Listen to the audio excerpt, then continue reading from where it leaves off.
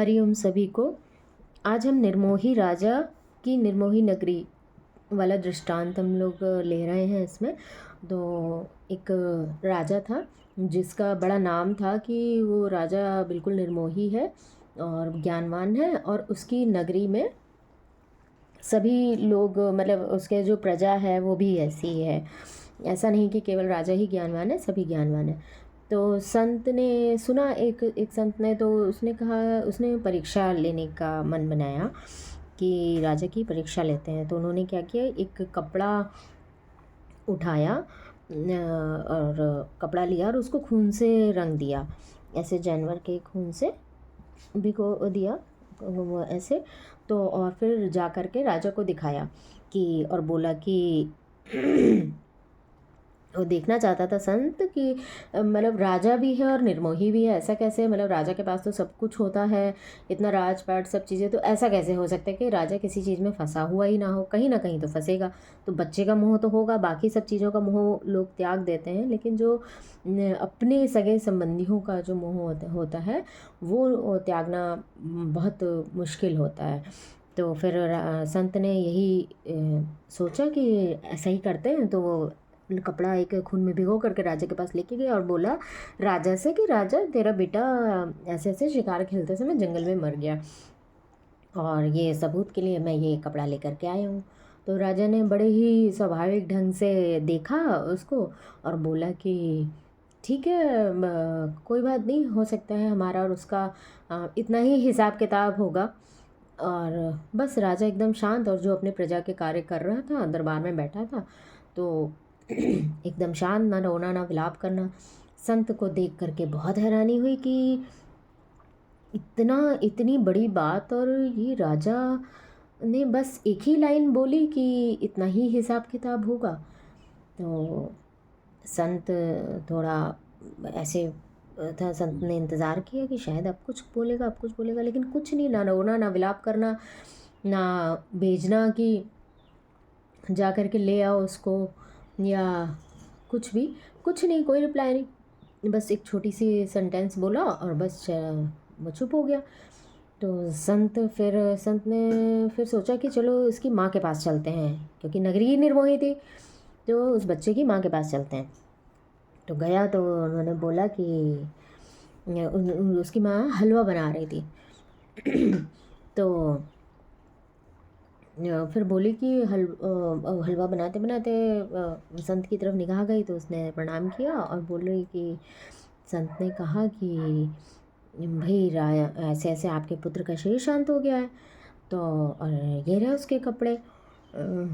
तो उससे लग रहा था कि माँ तो एकदम मूर्छित हो जाएगी, रोएगी, विलाप करेगी, लेकिन माँ ने सिर्फ इतना कहा कि तो उसी समय हलवा तैयार हो गया। तो माँ ने कहा कढ़ैया हलवा तैयार हो गया, कढ़ाई ने हलवा छोड़ दिया है, और आप हलवा खा के जाइएगा। तो बड़े धैर्य से उसने जवाब दिया। तो फिर संत को लगा कि इतना निरासक्त भाव। तो संत ने कहा चलो ठीक है, मतलब इसका एक बेटा तो है, मतलब बड़ा बेटा तो जीवित ही था। बोले चलो पत्नी के पास चलते हैं, जो बच्चा जिसको संत बोल रहा था कि राजा तेरा बेटा मर गया है, उसकी पत्नी के पास चलते हैं।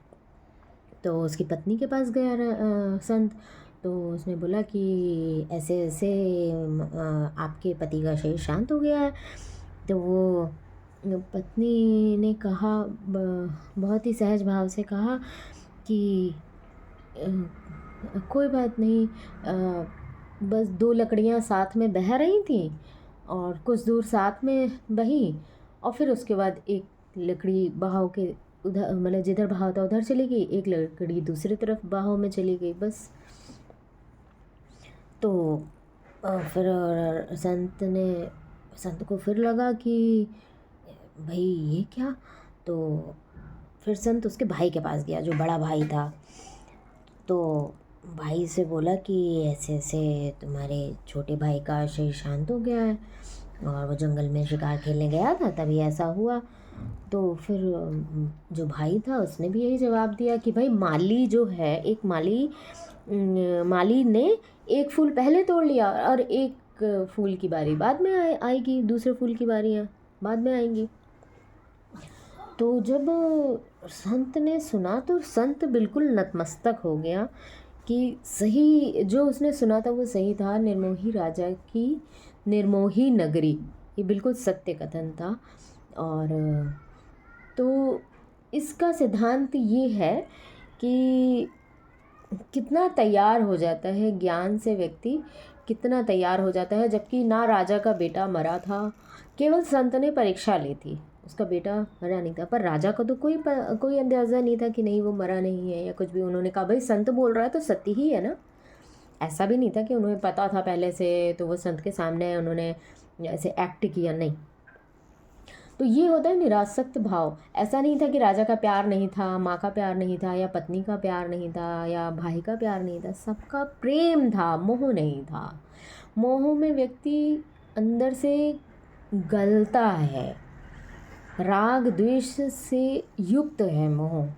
और जो प्रेम है, प्रेम तो प्रेम ही है। ये प्रेम वो है कि जब कोई इंसान मर जाता है ना तो हम उसके अच्छे ही अच्छे कर्म याद करते हैं, उसकी प्यार वाली बातें ही याद करते हैं। तो एट लास्ट में जो प्रेम रह जाता है ना, तो ज्ञान हमें ये बताता है कि वही प्रेम हम हमेशा याद रखें, रोज़ हर पल याद रखें। हमेशा लोगों की बुराइयाँ, गलत बातें ज़्यादा हावी होती हैं कि अरे उसने ऐसा कर दिया, उसने ऐसा कर दिया। जबकि लोगों की अच्छाई हावी हमें करनी पड़ेंगी। बुराइयाँ ऑटोमेटिकली आपको घेर लेंगी, लेकिन अच्छाई के लिए आपको पुरुषार्थ करना पड़ेगा, अच्छाई देखने के लिए। जैसे बोलते हैं ना, अंधेरा तो है ही है, लाइट जलाने के लिए मतलब रोशनी करने के लिए लाइट जलानी पड़ती है, स्विच ऑन करना पड़ेगा। तो वैसे ही हम अपना पॉजिटिव वाला स्विच ऑन करें, प्रेम वाला स्विच ऑन करें, तो लेकिन करना तो पड़ेगा। मतलब इसके अलावा और कोई रास्ता ही नहीं है। आनंद में रहने का, खुश रहने का और कोई रास्ता नहीं है। तो ठीक है, सभी को हरि ओम।